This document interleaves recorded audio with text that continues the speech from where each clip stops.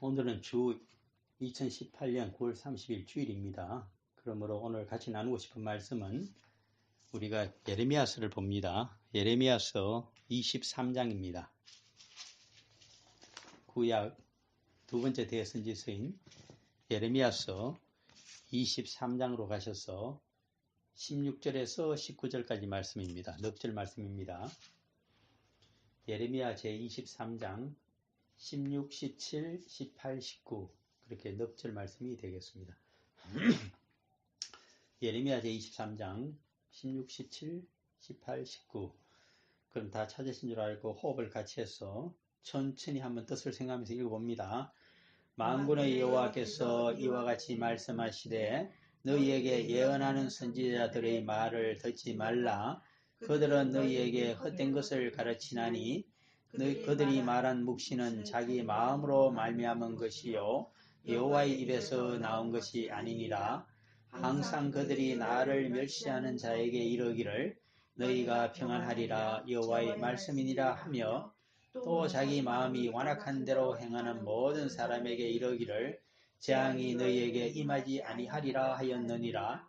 누가 여호와의 회의에 참석하여 그 말을 알아들었으며 누가 귀를 기울여 그 말을 들었느냐. 보라, 여호와의 노여움이 일어나 폭풍과 회오리 바람처럼 악인의 머리를 칠 것이라. 아멘. 오늘 저는 이 예레미야서 23장 16절에서 19절 사이 있는 넉 절 말씀을 가지고 설교의 제목을 거짓 선지자란 무엇인가? 거짓 선지자란 무엇인가? 라는 제목으로 말씀을 좀 나누고자 합니다. 무엇보다도 거짓 선지자에 대해서 어떻게 여호와께서 말씀하고 계시는지를 알아야 되기 때문에 예레미야 선지자가 전하고 있는 이 넉 절 말씀을 그대로 따라가면서 한번 강의 설교를 하고자 합니다. 먼저 예레미야서 23장 16절에는 만군의 여호와께서 이와 같이 말씀하시되 라고 말문을 열고 있습니다. 여기에 특별히 만군의 여호와께서 이와 같이 말씀하시되 라고 하는 말은 여기 만군의 여호와는 제호바, 올마이티 제호바를 이야기하고 있습니다. 올마이티라고 하는 것은 전능하시다. 이 세상에 어느 누구와 다투어도 항상 능력이 많으셔서 이기신다. 이 세상에 대적이 없다 하는 것이 바로 만군의 여호와의 뜻입니다. 그러므로 이 세상 피조물에서는 아무도 여호와를 창조주신 여호와를 이길 수가 없는데 이분께서 지금 너희들에게 말씀하신다 그 뜻을 갖고 있습니다. 이 만군의 여호와의 개념에 대해서는 훗날 로마서 8장 끝에서 사도 바울이 잘 설명을 하고 있습니다.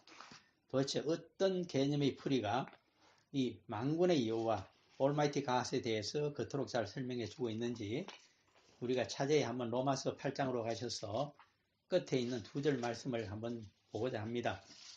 그래서 항상 만군의 여호와 할 때는 이 사도 바울의 이 설명 그대로 만군의 여호와라고 하는 용어가 사용이 되고 있다 하는 것을 우리가 이해를 하면서 보시면 이 하나님의 말씀이 좀 더 깊이 이해가 될 수 있을 것입니다.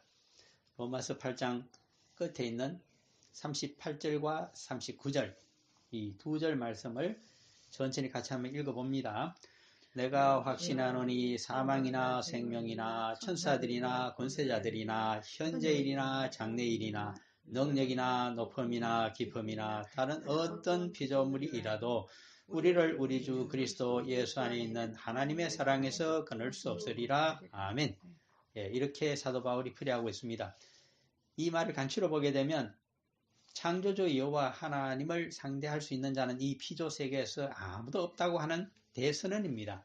그것을 현재일이나 장래일이나 이렇게 얘기합니다.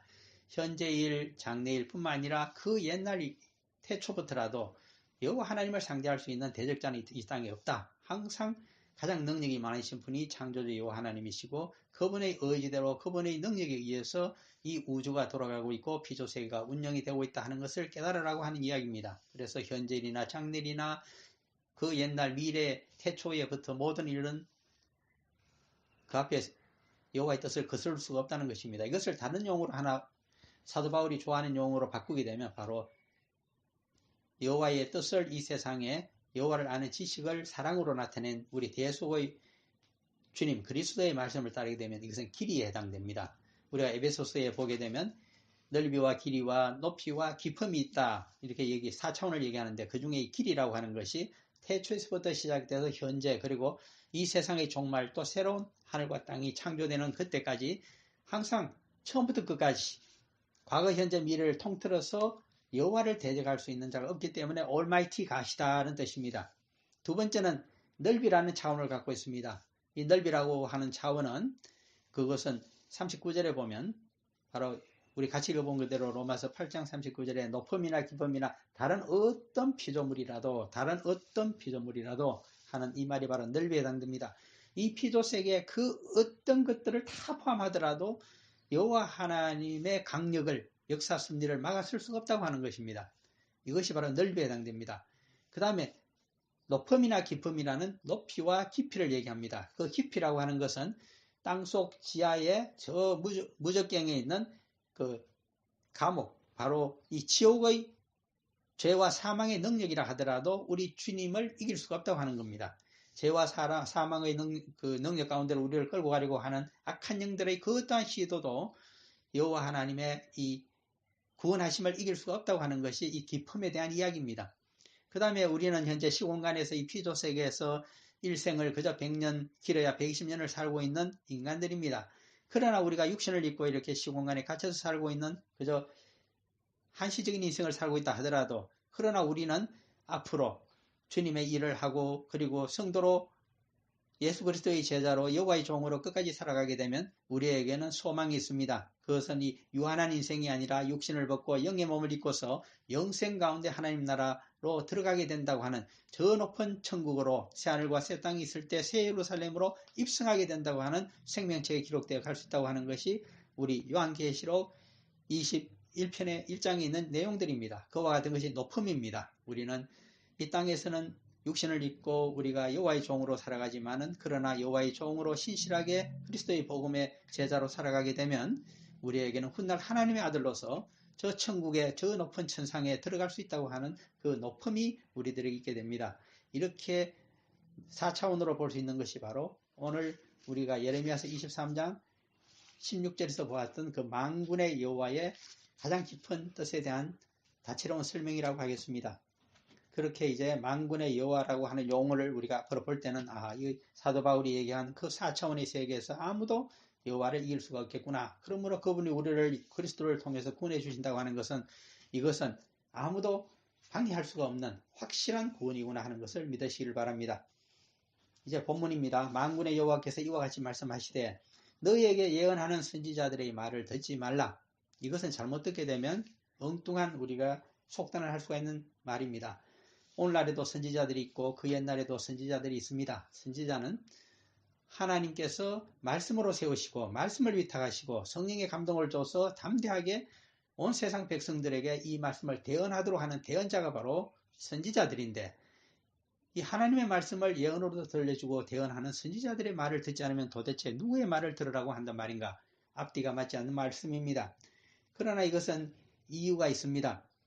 참된 여호와의 말씀을 대언하는 자의 말은 반드시 들어야 됩니다. 그러면 누구의 말을 듣지 말아야 될까요? 바로 그 다음에 설명이 나옵니다. 그들은 너희에게 헛된 것을 가르치나니 그들의 말한 묵시는 자기 마음에서 말미암은 것이요 여호와 입에서 나온 것이 아니니라. 자신들의 마음속에서 그저 생각나는 그대로 여호와 하나님께 가서 직접 여쭤보지도 아니하고 여호와 하나님으로부터 직접 받은 그 입에서 나오는 말씀도 아닌 것을 가지고 저저 자신의 깨달음으로 그리고 이것이 여호와의 말씀이라고 자신이 스스로 강조하고 주장하면서 이야기하고 있는 그러한 가짜 선지자들이 거짓 선지자들이 이 세상에 많이 나타났다고 하는 것입니다.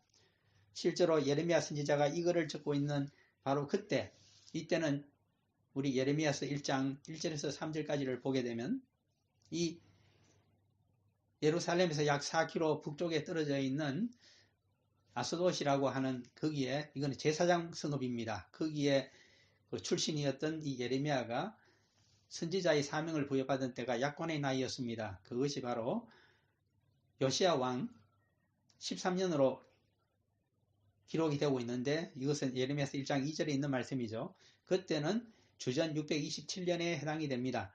주전 627년에 그가 선지자로 세움을 받았지만은 주로 그의 계시가 어느 왕 때에 많이 행해지고 있는가 하는 것은 또 3절에 가면 이야기를 해두고 있습니다. 우리 예레미야서 1장 2절과 3절을 그런 측면에서 한 번 더 보시겠습니다. 그래서 예레미야서를 우리가 이해할 수 있는 하나의 시점을 이야기하고 있기 때문에 항시 봐두는 것이 좋습니다.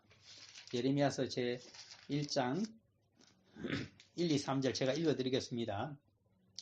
베냐민 땅 아나도스의 제사장들 중 hil기야의 아들 예레미야의 말이라.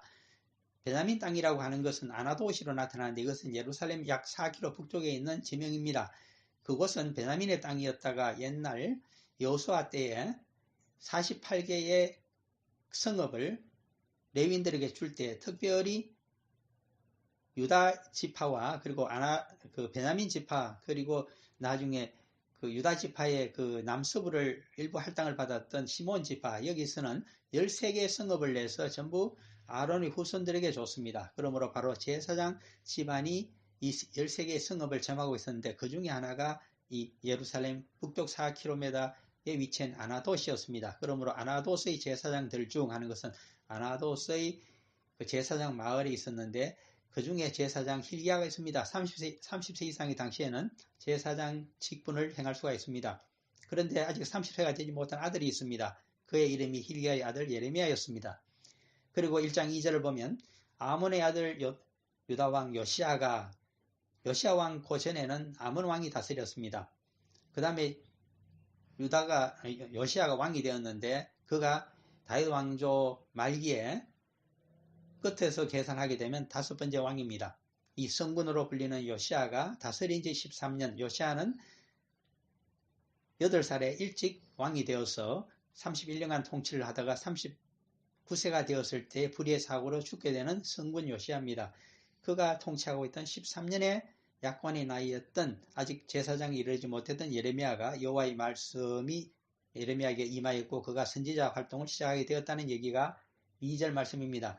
그런데 주로 언제 그럼 선지자 활동을 활발하게 했는가 하는 것이 3절입니다. 요시야의 아들인 유다왕 여호야김 시대부터 요시야 왕이 불의의 사고로 죽은 것이 주전 609년입니다.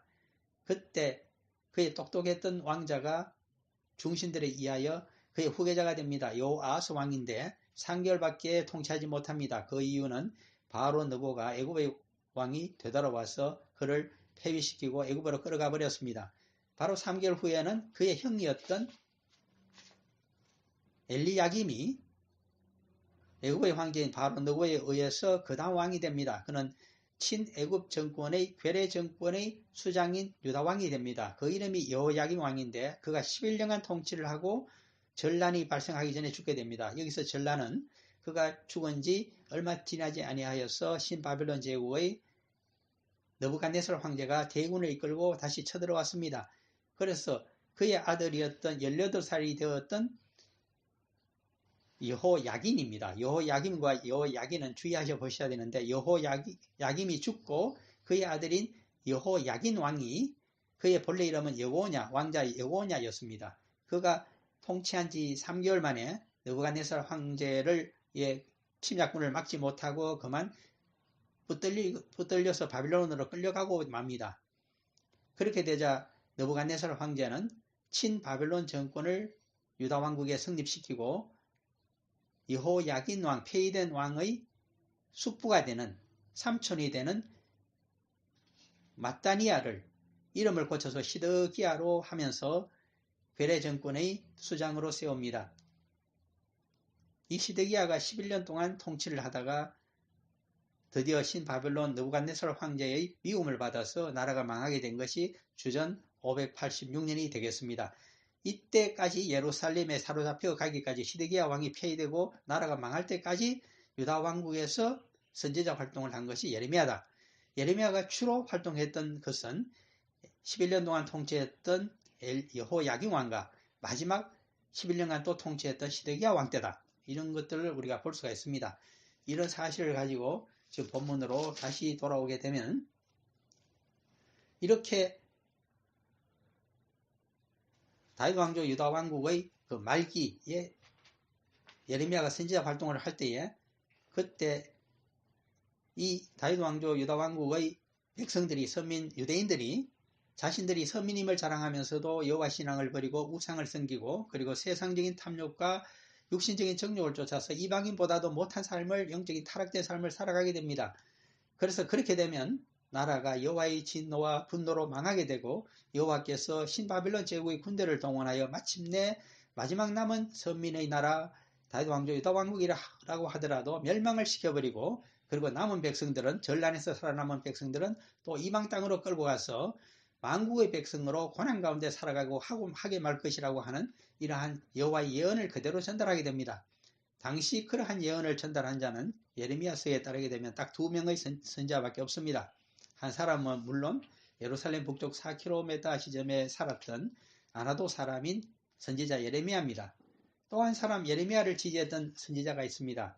그는 예루살렘에서 서쪽으로 약 11km 지점에 위치하고 있었던 기란 여아림이라고 하는 기란 여아림. 그 나중에 그 위치는 어디에 인근이냐 하니까 우리가 엠마오라고 할 때 그 엠마오와 거의 비슷한 위치에 있었던 기란 여아림 출신의 선지자 우리야가 있습니다. 이 두 사람만이 그렇게 주장을 하다가 우리야는 애굽으로 자신을 죽이려고 하는 사람들을 피해서 도망갔다가 붙잡혀와서 살해를 당하게 되고 예레미야는 친구의 도움을 받아서 피신하였다가 나중에 감옥살이를 하게 되는 그 결론이 예레미야서에 계속 적혀져 있습니다. 그런 것을 생각해 보면 우리 예레미야서 5장 1절에 보게 되면 이런 말이 나옵니다. 예루살렘에서는 여호와께서 아무리 눈을 씻고 찾아봐도 한 사람의 의인도 한 사람의 진짜 선지자도 없기 때문에 내가 이 성읍을 망하게 하고 말 것이라고 하는 것이 예레미야서 5장 1절에 있는 말씀입니다. 그리고 5장 31절 마지막 절에 가게 되면 이 나라에는 모든 선지자들이 예루살렘 출신 선지자들이 다 거짓말을 하고 그리고 제사장은 자기 권력으로 부당한 일을 하고 정의롭지 못한 일을 하기 때문에 또 백성들은 그것을 옳게 여기면서 우상을 섬기고 살아가기 때문에 내가 반드시 이 나라를 멸망시키고 말겠다고 하는 말씀이 예레미야서 벌써 5장 31절에 나타나고 있는 말씀입니다. 그 말씀에 비추어 보게 되면 이 유다 왕국 말기는 참으로 잘못된 형편입니다. 그러므로 여호와 하나님께서 지금 이 16절에서 있는 말씀 그대로 예레미야를 통해서 기록으로 남기라고 합니다. 너희에게 예언하는 선지자들의 말을 듣지 말라. 딱 두 사람을 제외하고 선지자 예레미야와 선지자 우리아의 말 외에는 듣지 말라. 그들은 너희에게 헛된 것을 가르치나니 다른 선지자들은 다 그렇다는 것입니다. 예레미야서 28장에 따르게 되면 거짓 선지자 하나냐의 이름이 나오고 예레미야서 20장 앞부분에 가게 되면 또 예루살렘 성전의 제사장이면서 총감독을 하고 있는 바스훗이라고 하는 사람이 예레미야를 탄압하는 장면이 나옵니다. 이렇게 그들은 헛된 것을 가르치면서 백성들에게 그들이 이 묵시를 여호와께 들은 것이 예언의 말씀이 아니라 자신 마음속에서 생겨나는 꾸민 이야기를 여호와께서 직접 들은 예언의 말씀이여 묵시라고 해서 함부로 전하고 있다. 이 말씀은 우리가 예수 그리스도께서 마태복음 4장과 누가복음 4장에서 하시는 말씀을 보면 40일 동안 굶주리시면서 마귀의 시험을 당하실 때에 마귀의 이야기를 듣지 말고 오직 여호와의 입에서 나오는 말씀만 갖고 살아가라고 하는 것이 생명의 길이요 구원의 길이라고 하는 말씀을 하시는데 똑같은 말씀이 여기 나타납니다. 마음으로 말미암은 것이요 이 묵시는 그들이 거짓 선지자들이 말하는 묵시는 여호와의 입에서 나온 것이 아니다. 그러므로 우리가 무엇이 그렇다면 거짓 예언이고 여호와 입에서 나온 것이 아니고 어떤 말씀이 여호와 입에서 정확히 나온 말씀인가 하는 것을 이제 구별할 필요가 있습니다. 우리가 두세 가지 구별법이 있는데 여기에는 정확히 안 나옵니다만은 조금 상식적인 의미에서 말씀을 드리면 첫 번째 방법은 모든 말씀은 우리가 사용하고 있는 이 성경 말씀에 합치가 되어야 됩니다. 그러므로 성경 말씀에 비추어서 우리가 마음속으로 깨달은 것 그리고 꿈에라도 우리가 봤다고 생각되는 것들은 전부 비추어 봐야 됩니다. 그래서 이 성경 말씀에서 벗어난 내용이 있다면 그것은 잘못된 묵시요 자기 마음속에서 그냥 악한 영이 준 거나 자신의 부패한 마음이 그냥 준 것이라고 하는 것을 깨달아야 됩니다. 그러므로 자기 마음속에 발생한다고 해서 모든 것이 하나님이 주시는 것이 아니기 때문에 이 말씀에 반드시 성경 말씀에 비춰봐야 됩니다. 두 번째 또 성경 말씀 어느 쪽에 비추어야 되는가 주로 그것은 주안점이 있습니다. 이 모든 구약에 있던 선지자들의 예언의 말씀은 우리 누가복음 24장에 있는 말씀 예수님의 말씀 그대로 모두 예수님의 교훈과 생애에 그 집약이 되고 있습니다. 그러므로 예수 그리스도의 교훈과 생애에 비추어서 거기에 취지가 집약이 되고 있으면 그것은 올바른 해석이고 거기서 벗어나게 되면 그것 또한 위험한 이야기들입니다.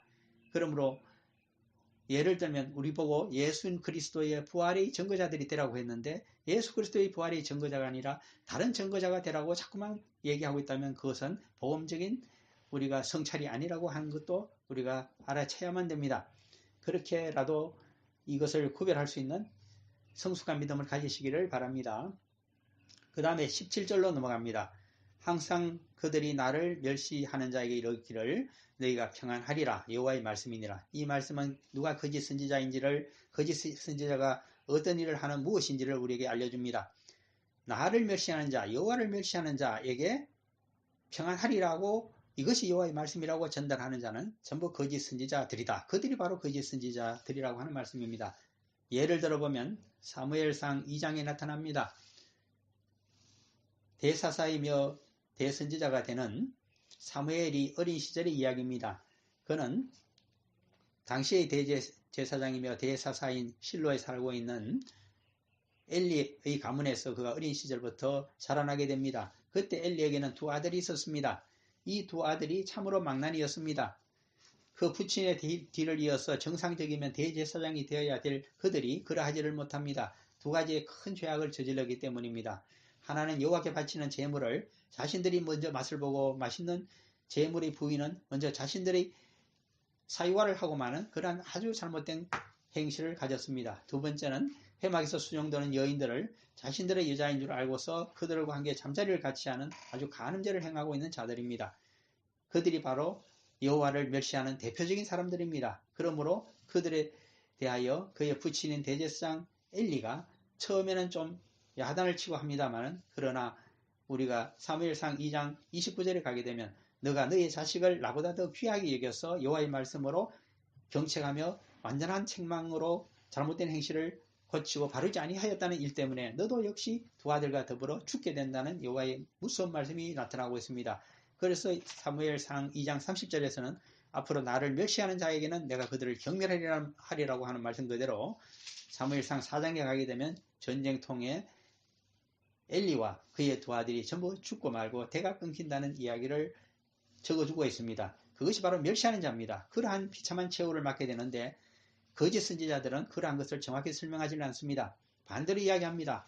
여호와를 멸시하더라도 너희가 평안하리라. 이것이 여호와의 뜻이다 하고 이야기합니다. 아무리 우리가 죄를 짓고 여호와를 멸시하는 삶을 살아가도 그러나 교회에 출석을 하고 너희들이 성도라는 이름을 갖고 있으면 너희들은 구원을 얻을 수가 있고 항상 평강으로 좋으신 하나님이 함께 하신다. 그런 이야기를 만약에 퍼뜨리는 자들이 있다면 그것은 거짓 선지자에 해당된다고 하는 것을 여기서 설명을 해줍니다.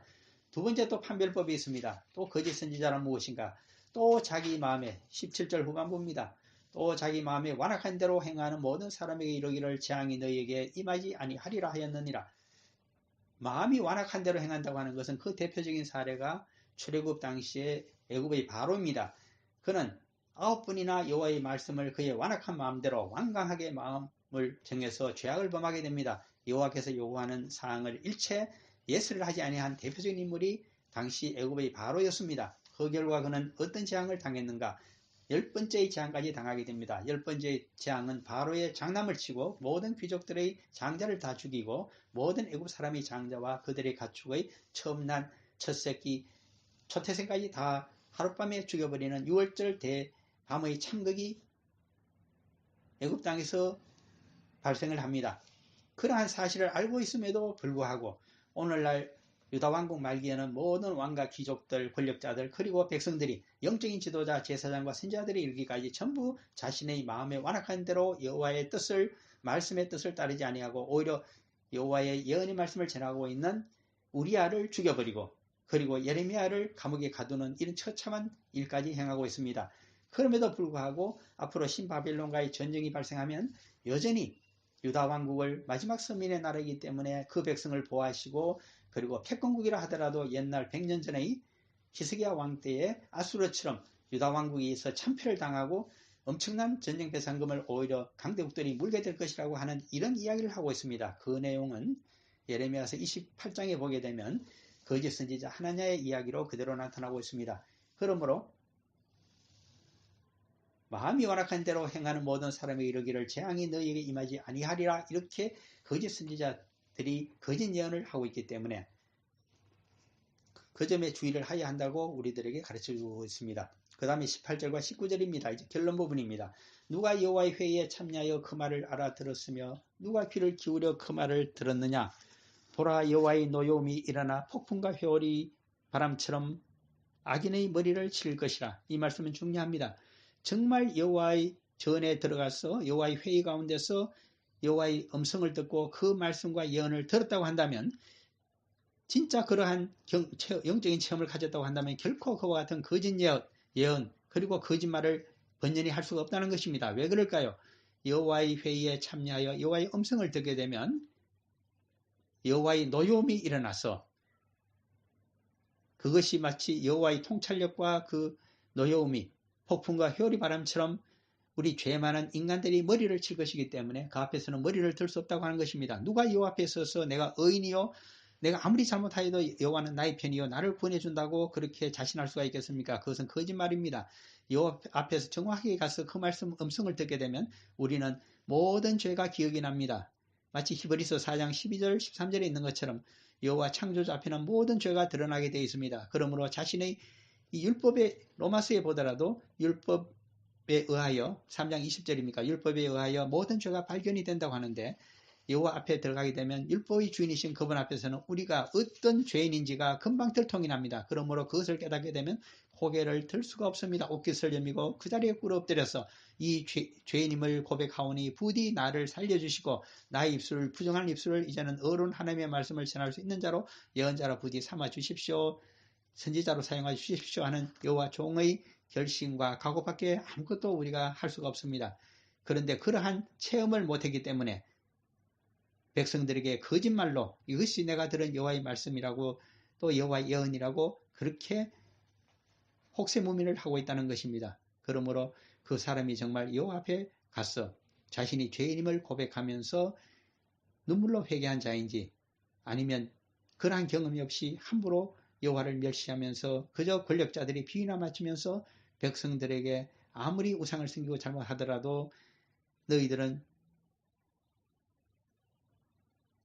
예루살렘 성전에서 매년 10월 10일입니까? 양력으로 대속죄일에 제사를 대제사장이 드리게 되면 1년간의 모든 죄를 사함받을 수 있는 세상의 유일한 의인이라고 하는 그러한 전통적인 이야기만 하고 있다고 하면 그럼 그 다음날부터 짓는 죄악에 대해서는 어떻게 하실까요? 여호와께서 모두 모아서 봉할 때에 반드시 나라를 망하게 하고 만국의 백성으로 고난 가운데 살아가겠다 하는 말씀이 예레미야서에 흘러넘치고 있습니다. 그러므로 그러한 오늘날에도 그와 같은 태도로 우리가 말씀을 보고 사람들에게 전해서는 안 됩니다.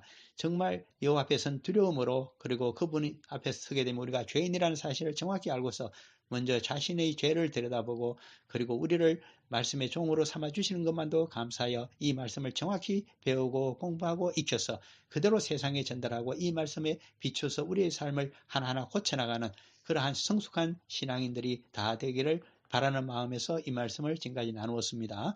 잠깐 기도하고 마칩니다. 사랑하는 아버지 하나님 감사합니다. 거짓 선지자들이 너무나 성행하고 있었던 예레미야 시대의 다윗 왕조 유다 왕국 말기입니다. 두 사람을 제외하고 예루살렘 출신 치고는 아무도 그 어떤 선지자나 제사장 영적 지도자라고 하더라도 올바른 하나님의 말씀을 대언하지 않는다고 통탄하시는 말씀이 여기 적혀져 있습니다. 뿐만 아니라 거짓 선지자란 무엇인가를 이야기하고 있습니다. 여호와가 주신 말씀이 아닌데도 자기 마음에 생각나는 대로 그리고 권력자들의 비위를 맞추고 백성들에게 아부하는 말로서 함부로 우상을 섬기며 잘못 살아가는 인생들에 대해서도 너희들이 평안을 누릴 것이요 구원해 준다고 하는 그런 말을 그리낌없이 전하는 자들이 거짓 선지자들이고 그러한 묵시를 받아들인 자들이 함께 조국의 멸망과 만국의 백성으로 살아가게 된다는 참담한 미래를 이야기하고 있습니다. 저희들 오늘날에도 그렇습니다. 모든 사정이 그와 별로 다르지가 않습니다. 그러므로 깨어서 여호와의 말씀에 저희들이 생각나는 것과 환상 가운데 본 것도 비추어보면서 또한 복음과 어떻게 관련이 되어 있으며 그리스도의 죽으심과 그 삶을 어떻게 증거하는 말씀들인가를 알아서 거기에 부합되는 것으로 여호와의 앞에선 그 두려움으로 살아가는 올바른 종들이 되게 하여 주옵소서. 그러할 때 우리 교회도 살아나며 우리 한국 백성들도 통일이 다가오며 복음의 일꾼들이 되며 그 영광이 강건하여지는 놀라운 변화가 있는 줄 압니다. 그 은혜가 예배에 참석하신 모든 자들이 가문 위에 있기를 간절히 바라면서 이 말씀을 오늘 나누었습니다. 이 말씀 주신 것 감사할 때 우리 주 예수 그리스도의 이름으로 기도합니다. 네, 감사합니다. 주기도문으로 마칩니다. 하늘에 계신 우리 아버지, 이름이 그렇게 힘을 받으시오며 나라에 임하시며 뜻이 하늘에서 이룬 것 같이 땅에서 이루어지이다. 오늘날 우리에게 일용할 양식을 주시옵고 우리가 우리에게 죄인 자를 사해 준 것 같이 우리 죄를 사해 주시옵고 우리를 시험에 들지 말게 하시오며 다만 하게 수가 없어서 대개 나라와 근세와 영광이 아버지께 영원히 있사옵나이다. 아멘. 할렐루야. 예, 우리 하나님께 기도로 박수로 마칩니다. 감사합니다.